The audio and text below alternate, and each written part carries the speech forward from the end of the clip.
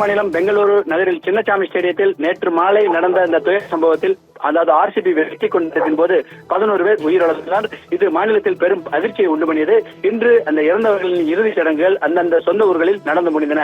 இந்த நிலையில் மாநில அரசு அதிரடி நடவடிக்கையாக சம்பந்தப்பட்ட பெங்களூரு மாநகர போலீஸ் கமிஷனர், கூடுதல் போலீஸ் கமிஷனர், சம்பந்தப்பட்ட காவல் நிலையத்தின் இன்ஸ்பெக்டர், போலீஸ் அதிகாரிகள் என மொத்தம் 11க்கும் மேற்பட்ட அதிகாரிகள் கூண்டோடு சஸ்பெண்ட் செய்யப்பட்டுள்ளனர். இந்த தகவலை மாநில முதல்வர் சித்தராமையா இன்று அதாவது சற்று முன்பு செய்தியாளர்கள் பேட்டியில் தெரிவித்துள்ளார். அது மட்டுமல்லாது அந்த ஆர்சிபி, டிஎன்ஏ, கேசிஎஸ் கைது செய்யவும் உத்தரவிட்டுள்ளது மாநில அரசு. அதாவது 3 அமைப்புகளை பிரதிநிதித்துவப்படுத்தும் அந்த நபர்களையும் கைது செய்து விசாரணை மேற்கொள்ள வேண்டும். அது அவர்கள் பெயர்கள் அனைத்துமே இன்று மாலை அந்த எஃப்ஐஆர் பதிவு செய்யப்பட்டிருந்தது. அதில் அவர்கள் பெயர்கள் அனைத்துமே இணைக்கப்பட்டிருந்தது.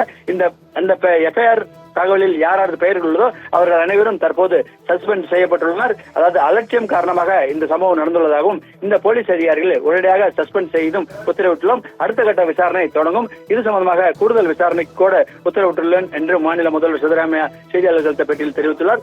அதாவது சஸ்பெண்ட் உள்ளான அதிகாரிகள் பெயர் விவரம் என்னவென்று பார்த்தால், அதாவது பெங்களூரு மாநகர போலீஸ் கமிஷனர் தயானந்த், கூடுதல் போலீஸ் கமிஷனர் விகாஸ் மேற்கு பிரிவு, அதாவது கூடுதல் இணை போலீஸ் கமிஷனர் சேகர், அதாவது சென்ட்ரல் மத்திய பிரிவில் வருகிறார். அதேபோல் கப்பன்பார்க் போலீஸ் நிலைய ACP Balakrishna, Cubbon Park police inspector Girish மற்றும் இவர்கள் மீது விசாரணை தொடங்கியுள்ளது.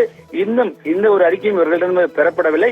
பெரிய சோகம் என்பது தெரியும். இது குறித்தும் இவர்கள் அலட்சியமாக இருந்துள்ளார்கள் என்ற முதல் கட்ட தகவல்கள் தெரிவிக்கின்றன. இது சம்பந்தமாக அமைச்சர்கள் கூட விரிவாக விவாதிக்கப்பட்டுள்ளது என்று முதல்வர் சித்தராமையா தெரிவித்துள்ளார். அது மட்டுமல்லாது இது சம்பந்தமாக கூடுதலாக மூத்த அதிகாரிகளுடன் விவாதித்துள்ளோம்.